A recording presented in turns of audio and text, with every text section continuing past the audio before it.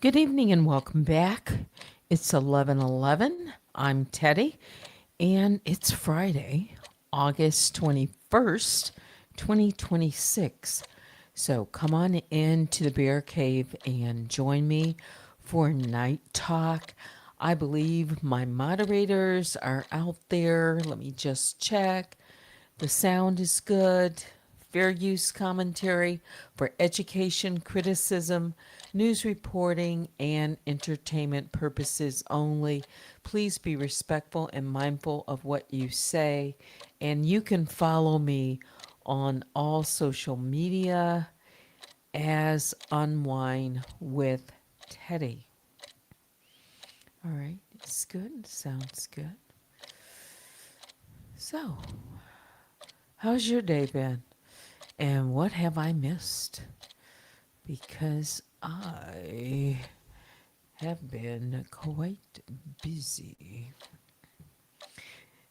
Hello, Fiva, Baby Juju, Vicky Black. Just giving it a couple of more seconds. You notice I call this one Receipts Don't Argue.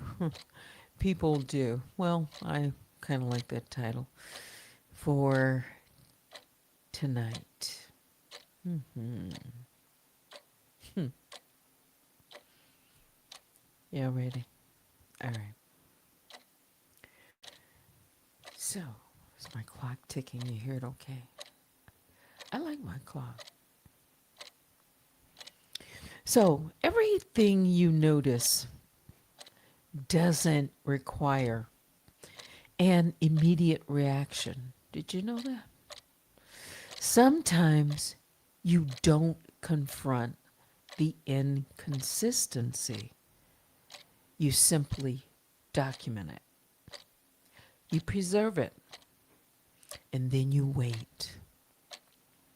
Because the next piece of information may just explain it, confirm it, or contradict it.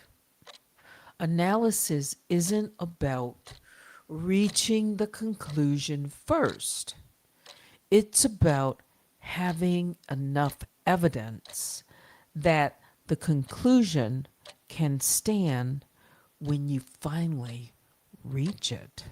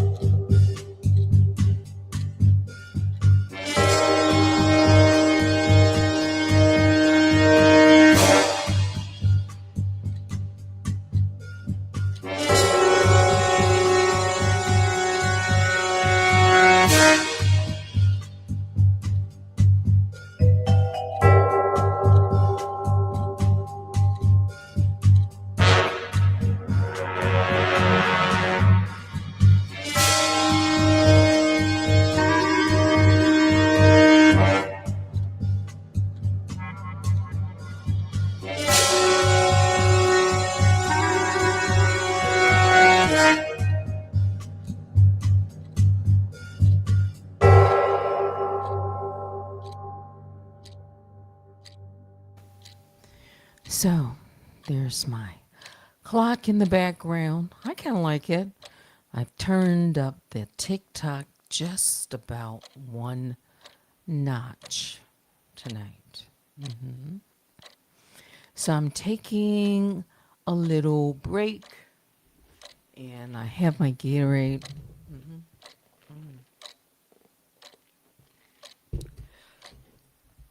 And just going to talk for a little while. It's not Too bad, for Friday night. I know it's after 11, but my clock is getting reset. So, there is something I've learned about paying attention. And I mean really, really paying attention.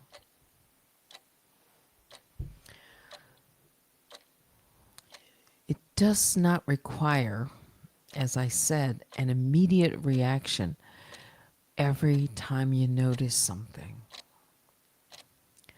That's difficult for people because we live in a world where the minute we see something that doesn't make sense, we want to respond.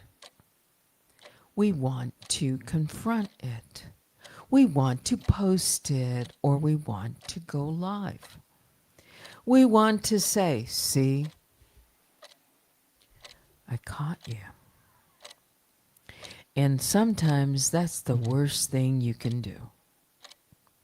Because when you immediately confront someone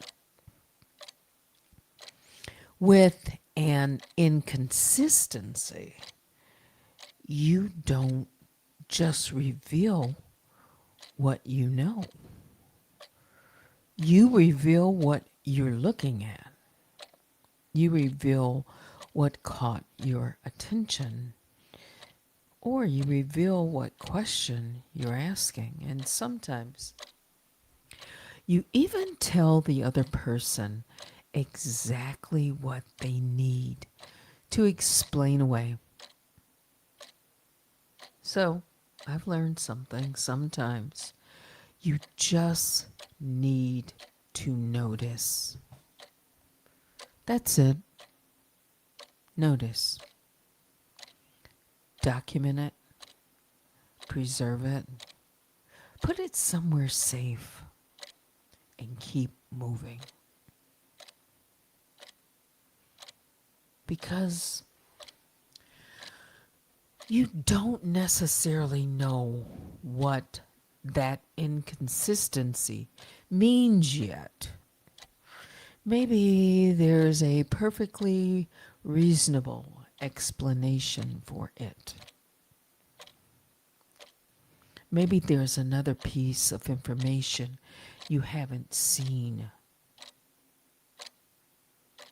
Maybe tomorrow something appears that explains everything you noticed today. And if it does, good. Because the objective isn't to catch somebody. The objective is to get it right. That's the difference between analysis and accusation. An accusation starts with a conclusion and goes looking for evidence. Analysis starts with evidence and waits for the conclusion. I'll say that again. Accusation starts with a conclusion and goes looking for evidence.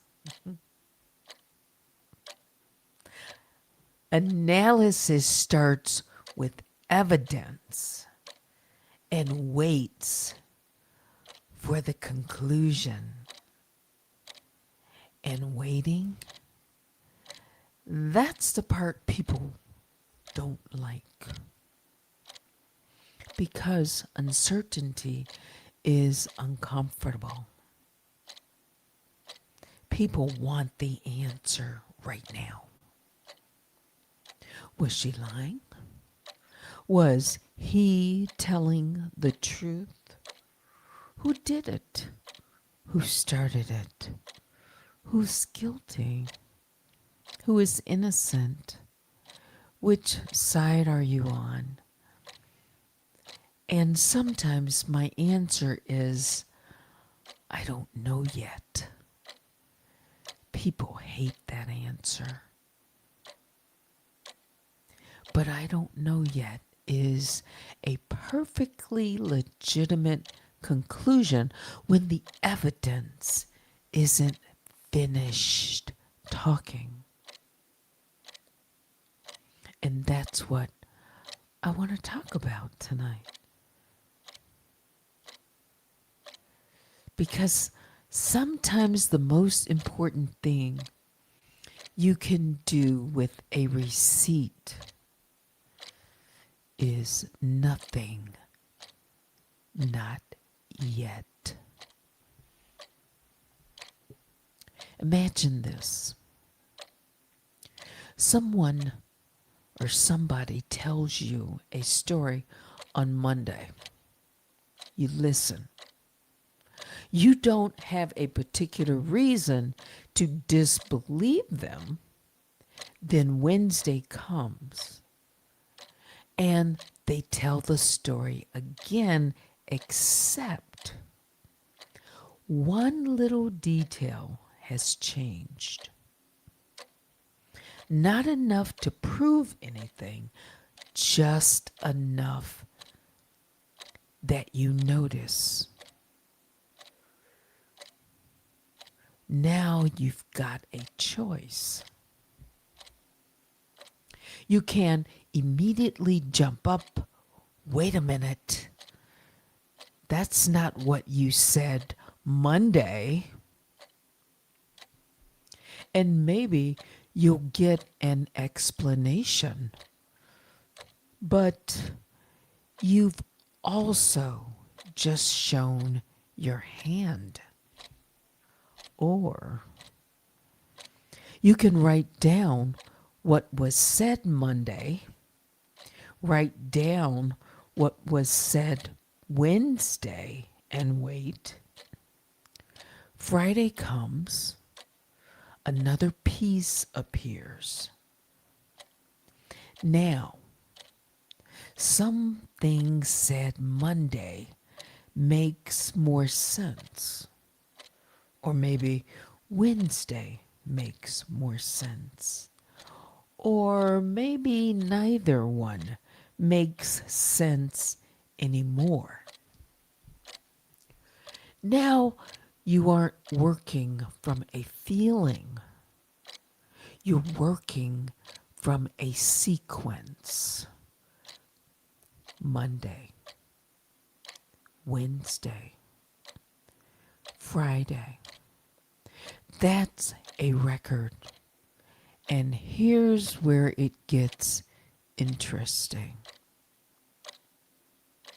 The record doesn't care which person you like.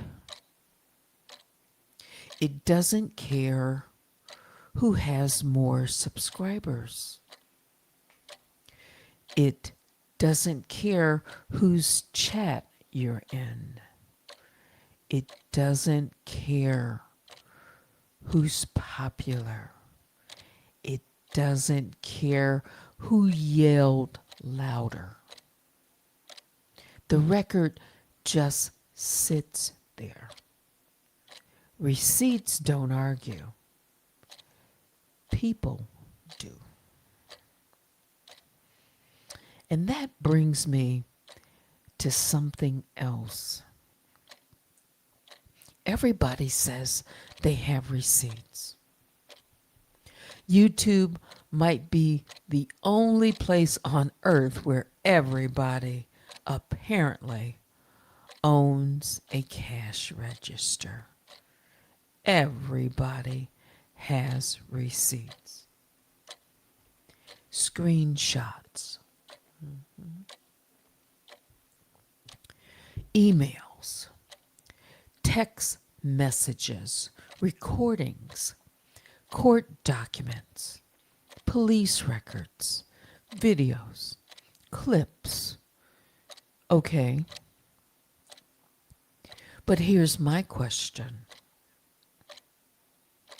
What does the receipt actually prove? Not what somebody said it proves.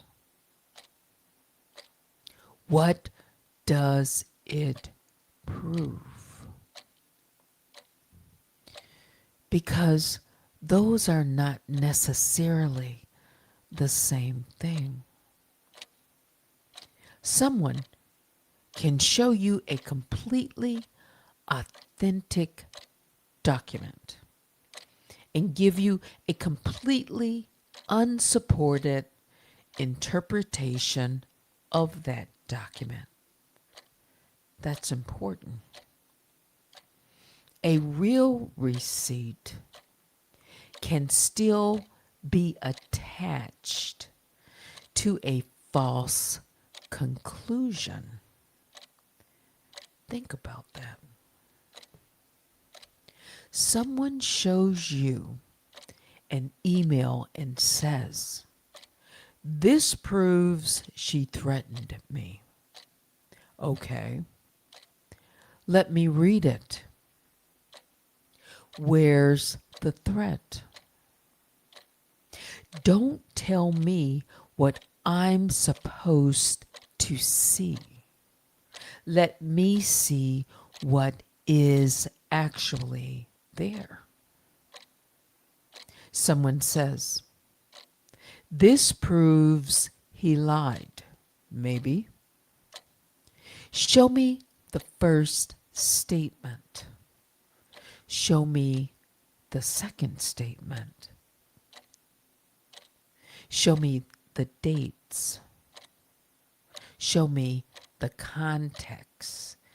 Because a contradiction can be evidence of dishonesty, but it can also be evidence that somebody learned something new or remembered something differently or corrected an earlier mistake.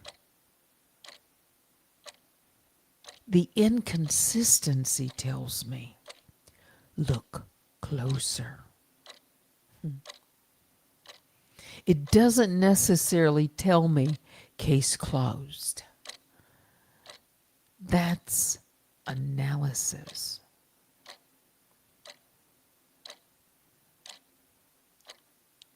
And then there's the phrase I hear constantly. I'm building a paper trail. Okay. But let's talk about what a paper trail actually is. If I write the same accusation down 10 times, I now have 10 documents. But do I have 10 independent pieces of evidence? No. I may have one allegation repeated 10 times.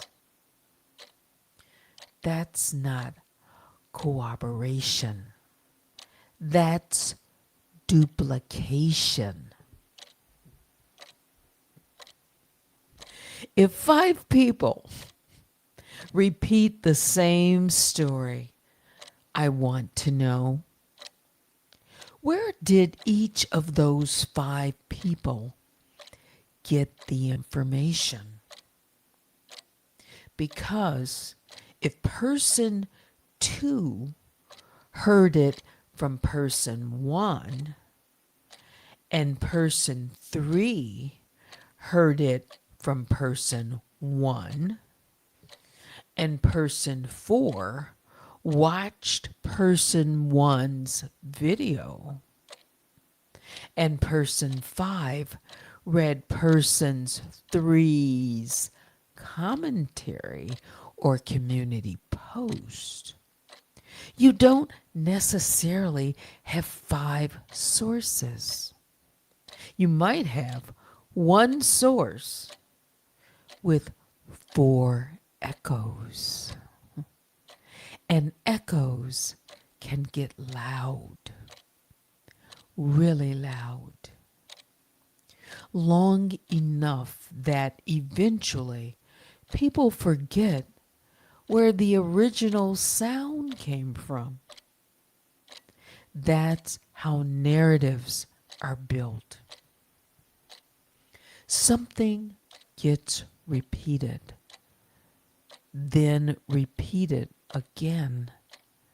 Then somebody summarizes the repetition. Then somebody else cites the summary. And 6 months later, everybody says, everybody knows that happened. Does everybody know? Or has everybody simply heard it? Those are very different things. That's why independent cooperation matters. Suppose person A says something happened. Person B doesn't know person A. Person B wasn't watching person A. Person B has no reason to repeat person A's story. And an independently created record from person B confirms an important detail. Now I'm paying attention because that's different. The evidence didn't originate from the storyteller. It existed independently. That's when separate pieces begin fitting together, and sometimes they don't fit together. That's important too. Because analysis isn't supposed to protect the story. Analysis tests the story. If the evidence destroys my theory, then my theory needs to go, not the evidence. Not the evidence. That's another thing people struggle with. We become attached to conclusions. We announce something publicly. We defend it. We argue about it. And then evidence comes along suggesting we were wrong. Now we've got a problem. Because admitting we were wrong feels like losing. But that's backwards. If new evidence changes the conclusion, change the conclusion. That's what you're supposed to do. I'd rather correct myself tomorrow than spend 6 months defending something I discovered was wrong today. Wouldn't that be the smarter thing to do and more time save, more less involved? And this brings me back to patience. Because sometimes you're sitting there with something and you know it's interesting. Something doesn't line up. There's a discrepancy, a date, a name, a statement, a document. Something catches your attention. And every instinct says, talk about it. But you don't. You save it. You preserve it. And you wait. Not because you're afraid of the information. Because you respect it enough not to overstate what it proves. Maybe the next document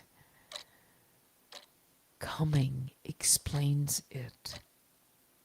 Or maybe the next document confirms it. Maybe the next document makes the discrepancy even bigger. You don't know. So let the record develop. Some say, let it cook. And that's where silence can actually become part of good analysis, not secrecy, not manipulation, discipline.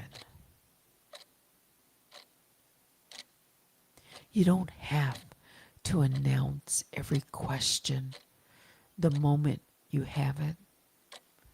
You don't have to tell everybody what you're watching. You don't have to confront every contradiction.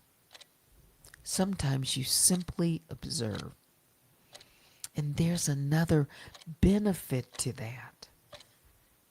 When you don't announce the answer you're expecting, you haven't influenced what comes next. You get to see what happens naturally. That's valuable. Because now you're not comparing what happened after somebody knew what you were watching. You're comparing independent events as they unfold.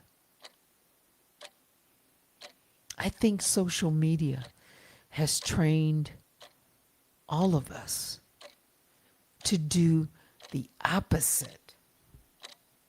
Everything has to be immediate. Breaking news, breaking receipts, breaking response to the response. Then somebody responds to the response to the response. And by midnight, nobody remembers what the original issue was. Everybody's just mad. Meanwhile, somewhere underneath 12 live streams and 700 community posts, there's a little fact sitting there saying, does anybody want to examine me? Apparently not. We're busy arguing. That's why I slow things down sometimes. Because being first isn't the same thing as being right. And being certain isn't the same thing as having evidence. Sometimes the person who says the least is simply still gathering information. So when I'm analyzing something, I try to separate it into categories.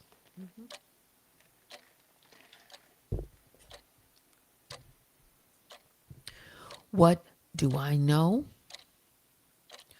What has somebody told me?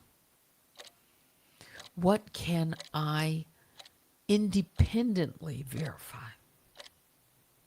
What conflicts with something else, and what don't I know yet? That last category is important. There should always be room on the table labeled unknown. Yeah, we don't like that box. We want everything sorted into two boxes: true or false. True or false. But sometimes unknown is exactly where something belongs. Not forever, just until the evidence moves it. And there's integrity in leaving it right there.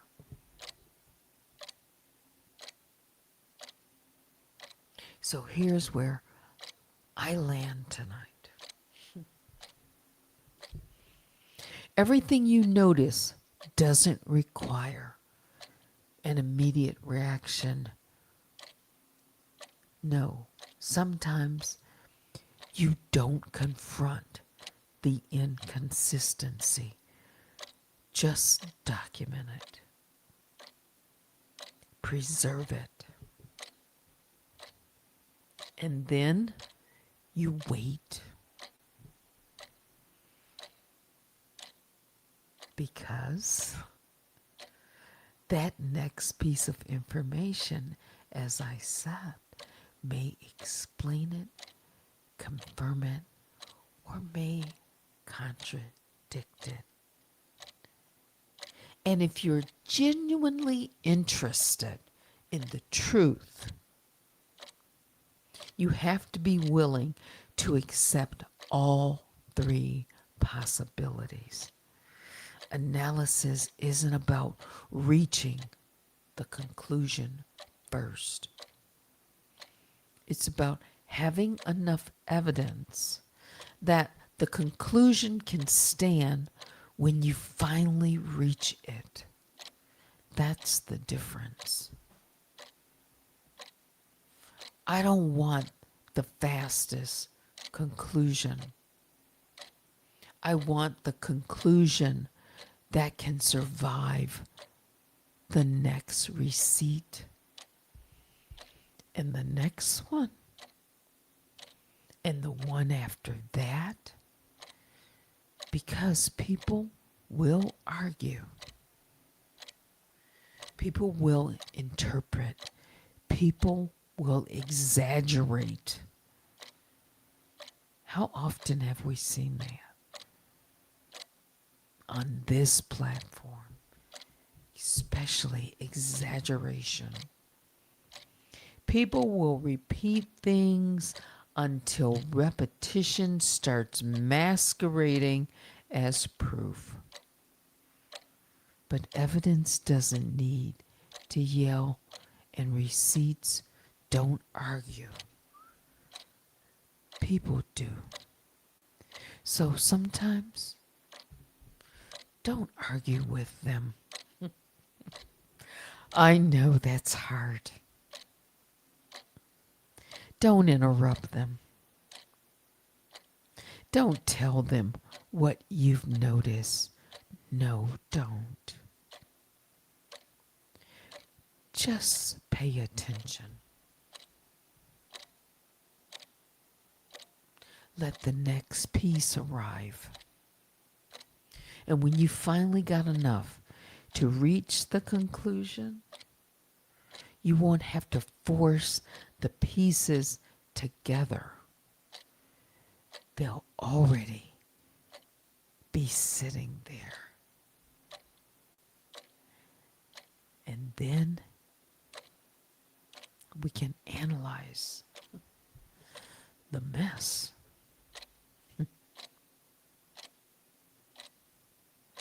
Vicky says, stay focused.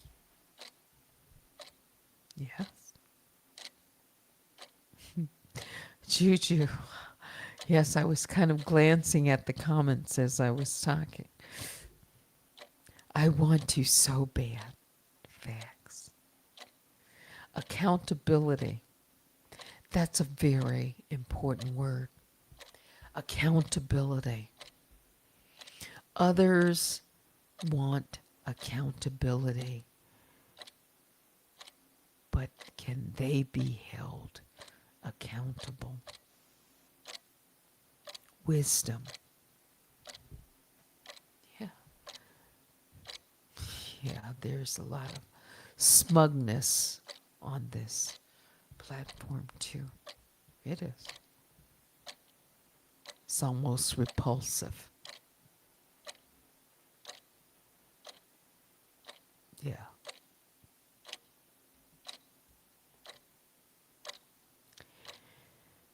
It's 11:48. Let me look at your comments. See, I gave a little more time tonight.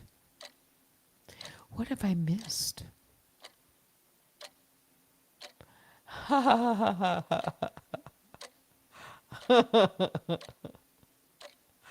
I see that.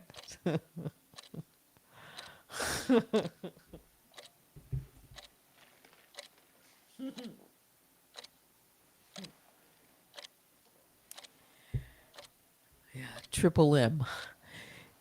M cubed. Check the community wall for updates and changes to my schedule. Let me just take a look. Oh, okay. I didn't notice. Ivy. Ego. Did I ask any questions? Or I did all the talking? Maybe I should ask just a few questions, just to see what you might be thinking about, or just to, get you thinking, even if you don't want to say what it is, right?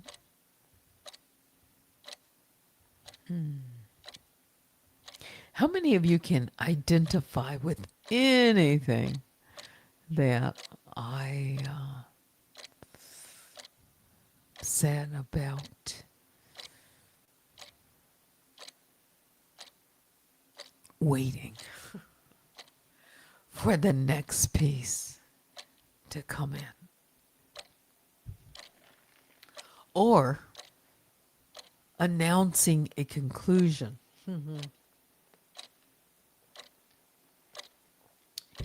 And then trying to put, or it's actually an accusation, I believe I said.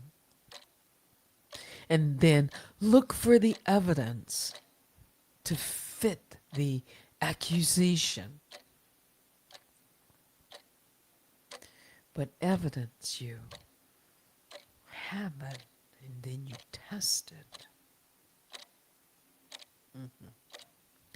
That can stand.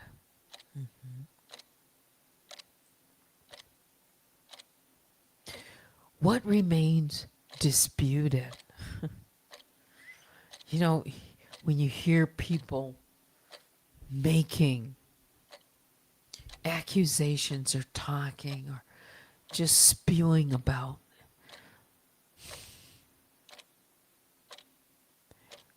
what remains disputed and what simply isn't known, or is it theatrics, cosplay, or performative?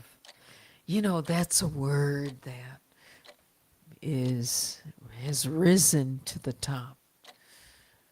I mean, it's a word that's been around, but it's certainly has gained more popularity.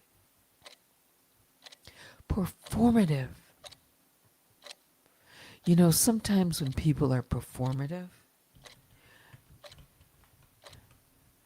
guess what happened?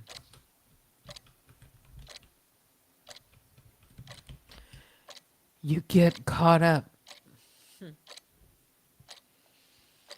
in the show, don't you? Isn't it? Can't you get caught up in the show?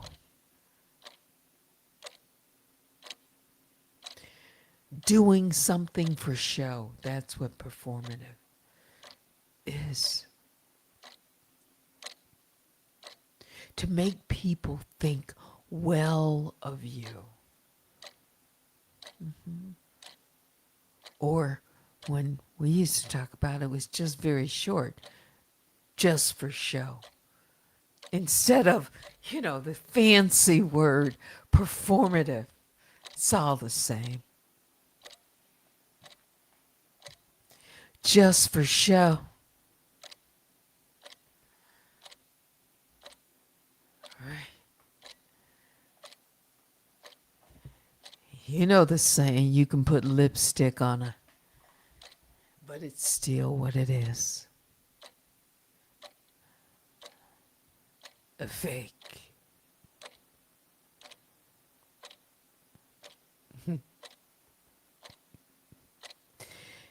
Performative, you get caught up in the noise and the sound and the movement and the laughter and the noise and the facial expressions and the, you know,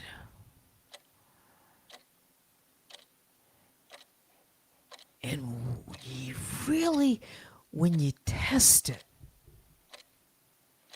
when you shake it all out, it's just a bunch of noise and sparkles and glitter and all you have to do is and it disappears, blows away. It's performative, that's all it is.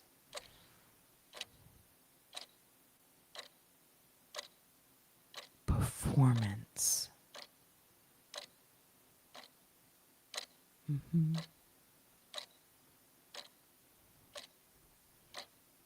Because if you ask the performer to stop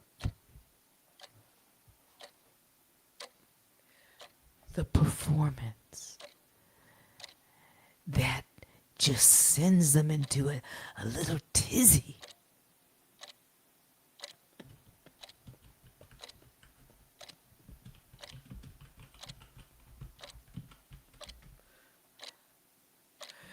Because they can't behave without all the fanfare and make you convince you.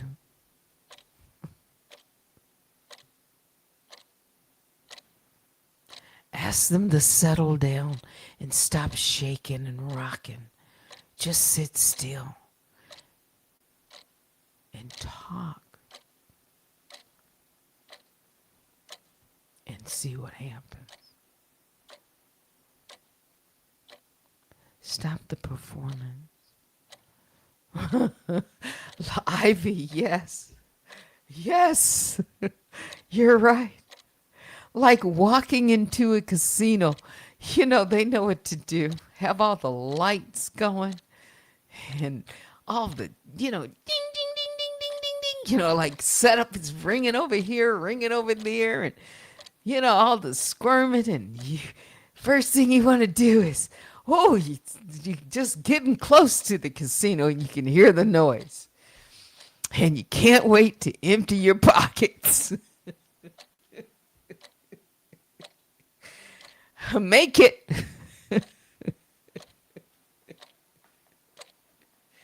Once they get you up on it. While the noise is going and the performance is going, they're emptying your pockets. And you don't even know it. You're just, a deer in the headlights. Blinded by the performance and the noise. And what you think. Is it time for me to go to bed? It is. Because you can tell if I go after midnight, it's going to get going. Okay. All right, we'll go back to my TikTok and talking about what people do. I think I've said enough for tonight.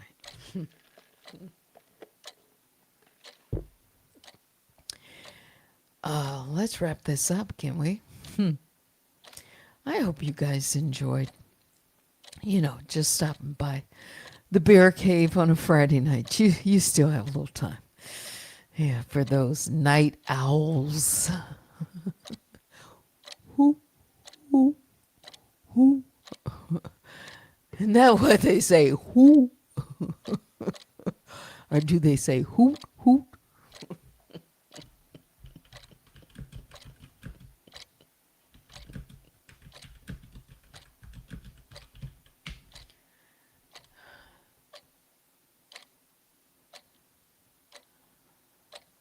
Let's see.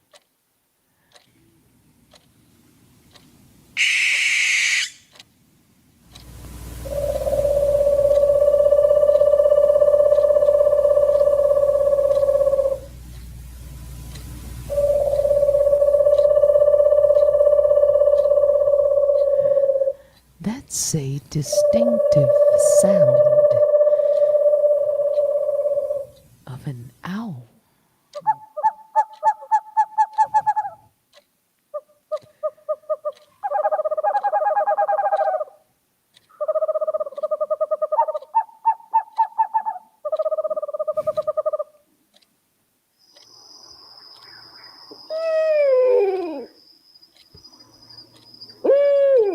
And that's a different kind. That's a barred owl.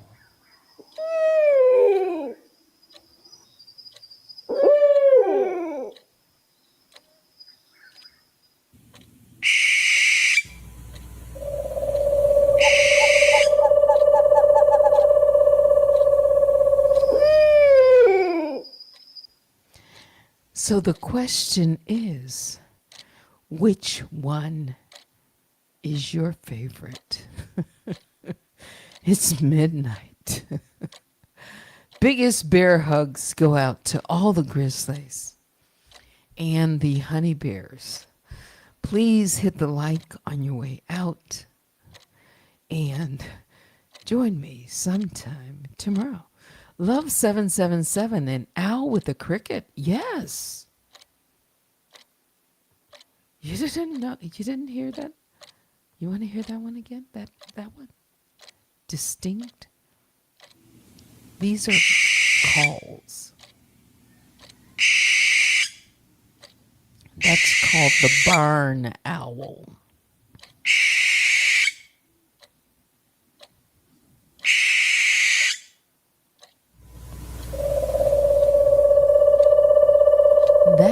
the eastern screech owl.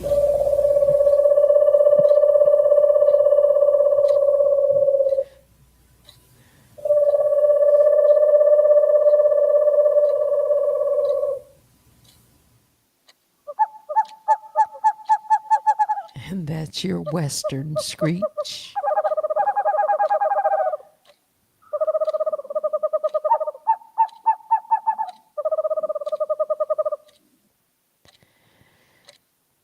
You know, there are some people who, watch birds for a living. They just watch them. Bird watching, it's called. All right. That's it. Great conversation and clarification. Good night. Did I say biggest bear hugs? If I did, I'll say it again. Biggest bear hugs go out to all the grizzlies and the honey bears. Please hit the like on your way out and join me when I come back sometime. This weekend is going to be pretty busy, but we'll see. All right, got to get my rest and get ready for tomorrow. Yeah, keep your bear phones on and sleep tight. That's it. Thanks for watching. Until next time, I'm Teddy. Good night.